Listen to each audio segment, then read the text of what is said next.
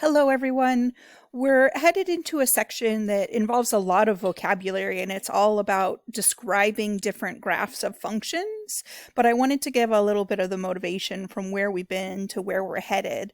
So the idea here is we've looked at some scatter plots, but we really kind of kept it to linear functions. And what we want to do is start adding to the options we have for finding the right model for the pattern that we're seeing within our data. So just looking at what we've got here, we've already seen a little bit of this where we can have just something that really doesn't look like there's much of a pattern at all. So we could say there's no correlation showing there. We've seen some pretty good linear relationship. That seems to be like a moderately strong linear correlation going on. It looks like we would need a positive slope through there to fit a line. We've seen negative linear correlation, so a negative slope line would fit that data really well. But this fourth one is what I want to start getting into. What kind of function would fit this shape? It looks like a really strong correlation, but if we fit a line, it's going to do a terrible job. So if I tried to draw a line through there, that's not really capturing this really strong pattern that I'm seeing. So we're not going to get too specific yet, but that's where we're headed. So for now, I just really want you to be able to spot there's not really a correlation that I'm seeing. There's a linear correlation. There's a curved correlation. So we're just going to say curved for now for this one.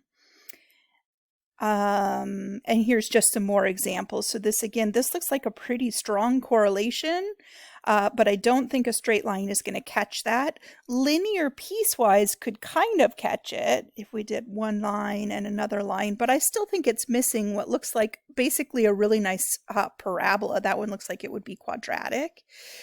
Again, just saying linear or curved for now, but just to point it out with this next one, this is like even stronger. This looks almost like a perfect correlation if we could figure out what kind of function has that shape. And when you see these kind of repeating shapes happening, that's usually some sort of periodic function, which is going to be more of the focus of 142, but I still think it's a cool shape to look at now. So lots of things we can see. I think I just had one more.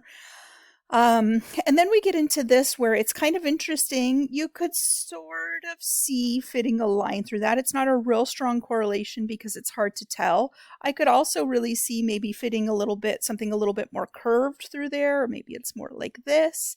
So we'll want to look at things like that. And sometimes we'll want to try different models.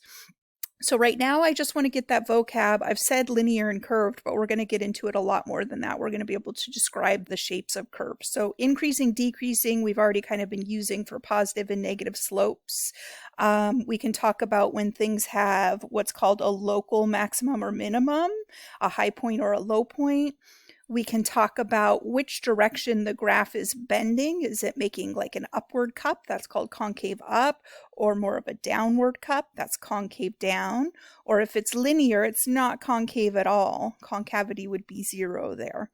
So we want to work on all this wording. We'll also talk about some average rate of change again and some of the other things, but that's where we're headed with this.